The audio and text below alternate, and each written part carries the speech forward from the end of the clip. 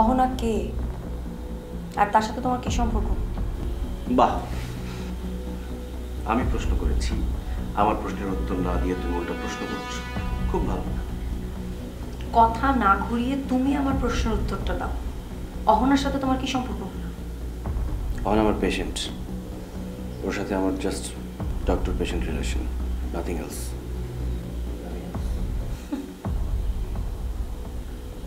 ব্যাস এটুকুই। দিব্য, তুমি একটা না একজন ডক্টর। তুমি তোমাকে আমার কাছ থেকে লুকোতে পারবে না, আর পারবো না। আমি সবটা জানতে চাই, সবটা।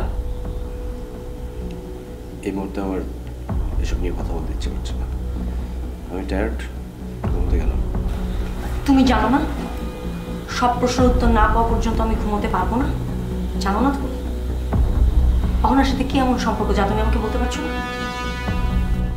এই কি হলো, কথা বলছো না কেন? অহনার সাথে কি এমন সম্পর্ক যেটা তোমার আমার কাছ থেকে লুকোতে হয়? তুমি আমাকে বলতে পারো না? কেন বলতে পারো না তুমি আমাকে? আনিকা প্লিজ! আনিকা! আনিকা!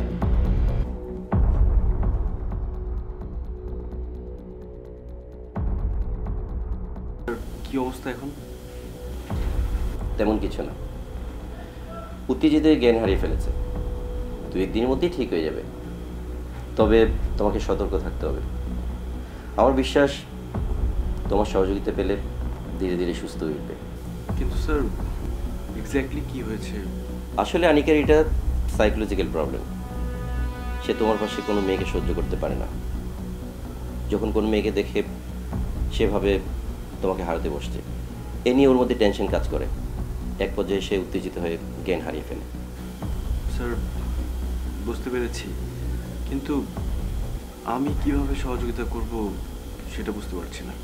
এই ধরনের রোগীরা সময়ের সাথে সাথে ধীরে ধীরে ঠিক হয়ে যায়। অনেক বেশি ইমোশনের কারণে এটা হয়। আর এই মুহূর্তে ওকে যেটা করতে হবে, বাস্তবতা ফেস করতে হবে। আর আমার বিশ্বাস তুমি যদি ওকে হেল্প করো সেটা সম্ভব হবে।